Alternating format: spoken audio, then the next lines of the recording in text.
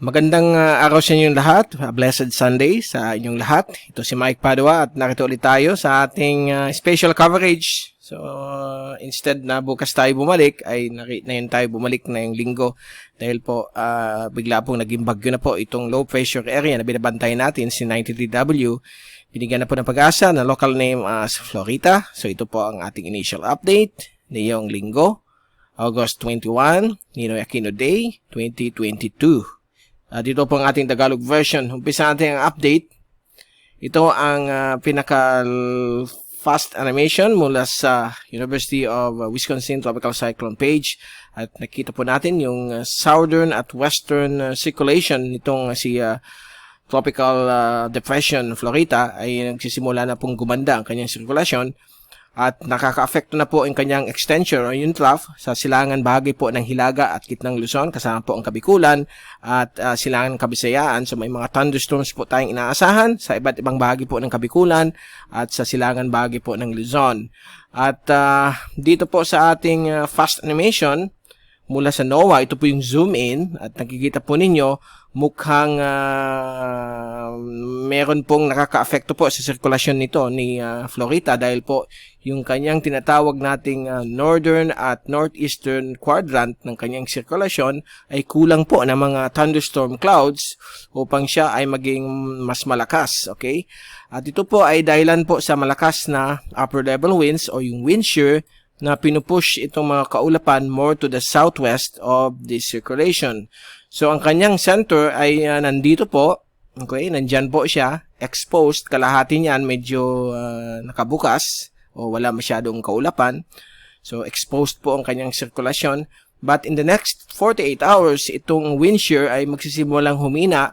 So, magkakaroon pong chance itong si Florita na lumakas bilang isang tropical storm na yun po ang pinapakita ng mga latest computer models tulad ng European at American models.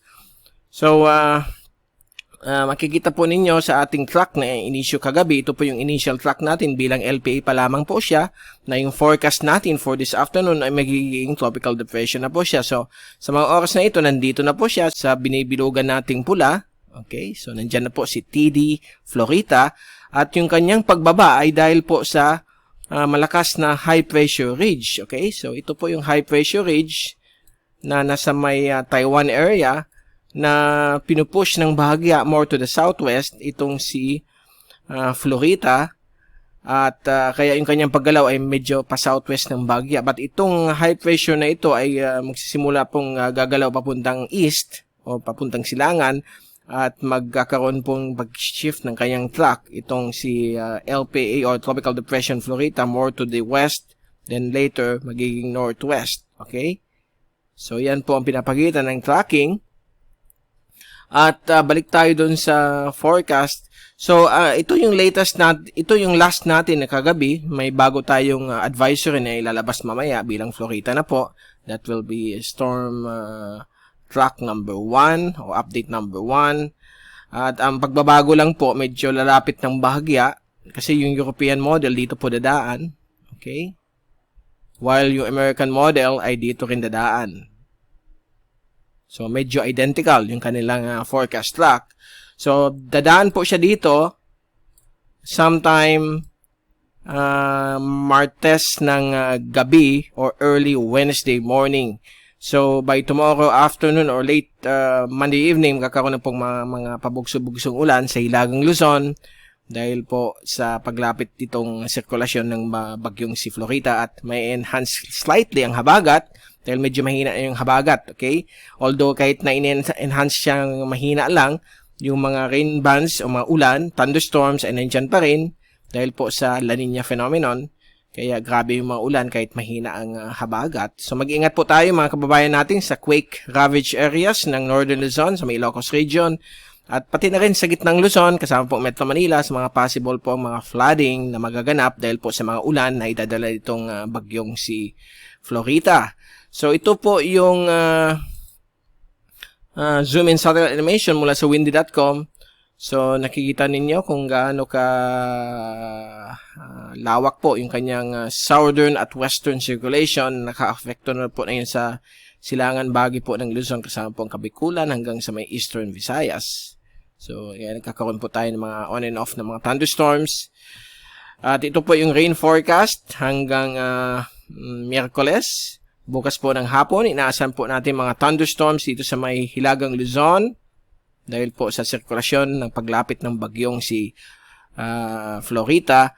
Samantala dito, medyo cloudy po sa ibang bahagi ng Luzon at Kabikulan. May mga possible pong padadaan pong mga showers dala ng kanyang extension at slight enhancement na po ng habagat, lalo na po dito sa may Western Visayas at Mimaropa.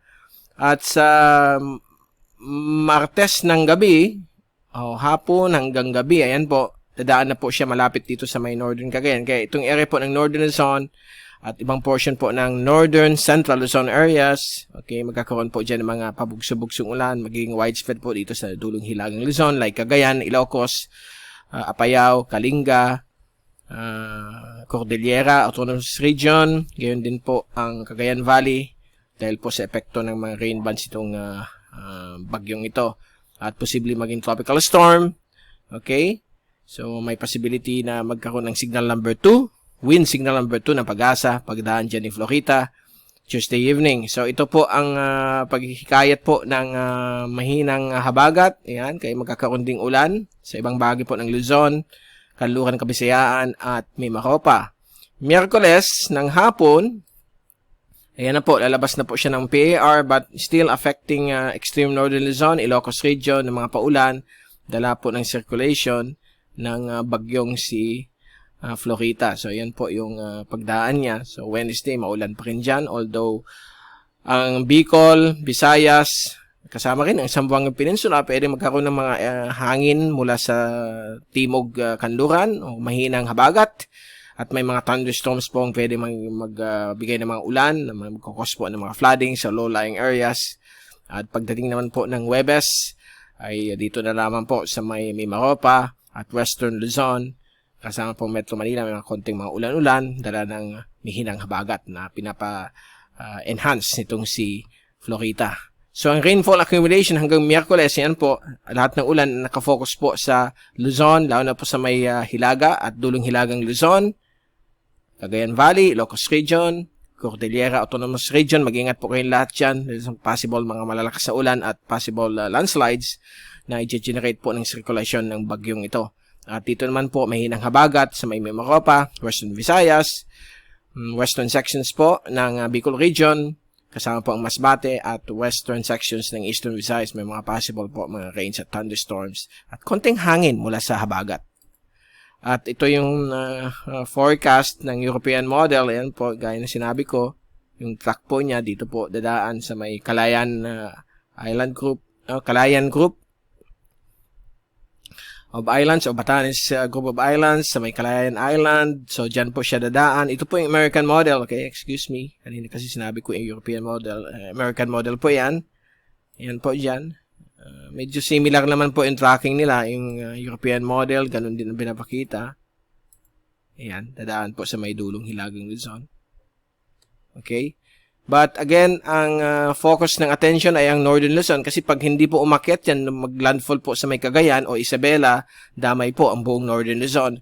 So, hanggang ngayon, ang forecast ay pwede pa pong magbago. Nasa 60% ang probability na dadaan po sa dulong Hilagang Luzon as of this time. Ang ibang areas ay on the lookout tayo dahil po pwede rin kayo maapektuhan ng mga ulan nito. Kahit na hindi po kayo daanan directly, since may wind shear, baka ang buong Northern Luzon ay makakaranas po ng mga unprecedented na mga ulan, mga grabe pong mga patak ng ulan na dala nitong si Tropical Depression Florita. So, yan po ang ating latest. So, to give you a glimpse ng ating GraphSat, so yan po siya. May trough at yung dalawang low pressure system na patungong north. Wala tayong ikabahala dyan. Hindi yan makaka-apekto sa ating bansa. So, nakafocus tayo kay Florita. So, dyan muna natin tinatapos ang ating latest update sa araw na ito ng linggo. At babalik ulit tayo bukas, Lunes, upang bigay sa inyo ang pinaka-latest sa bagyong si Florita. Mula sa Typhoon 2000, ito si Mike Padro nagpapaalam. Mag-ingat po tayong lahat. Be #weatherwiser at i-pray natin na sana mag-recover ang bagyo. Huwag na pong maka-apekto sa dulong Hilagang Luzon, lalo na po yung mga nasalanta ng lindol dahil po kawawang-kawawa po mga kababayan natin doon. So please take all necessary precautions. See you again on Monday or tomorrow. God bless at stay safe always.